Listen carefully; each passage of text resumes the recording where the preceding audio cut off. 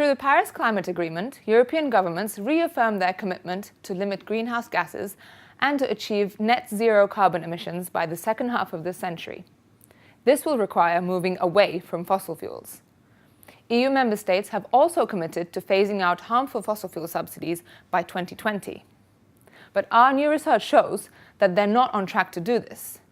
Across the 11 countries and the EU's own budgets and banks that we analysed, 112 billion euros of subsidies were provided annually, both at home and abroad.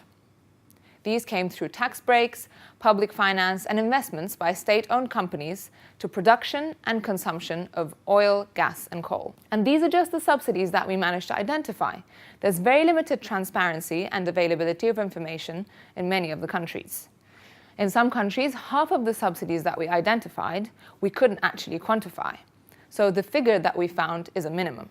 Of the total that we identify across a range of sectors, nearly half was spent on subsidizing consumption of fossil fuels in the transport sector.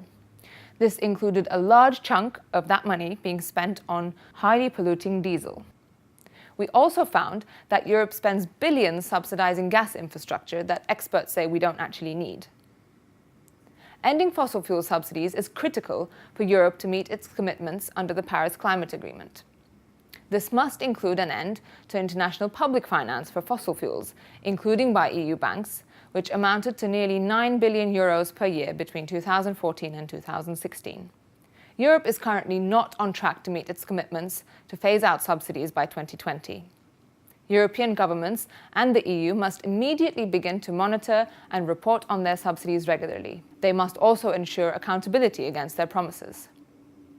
The only remaining subsidies should be those supporting communities and workers as they transition away from fossil fuels and helping households in the energy transition. And the money going to subsidies could be better spent elsewhere, including on public goods, such as healthcare and education.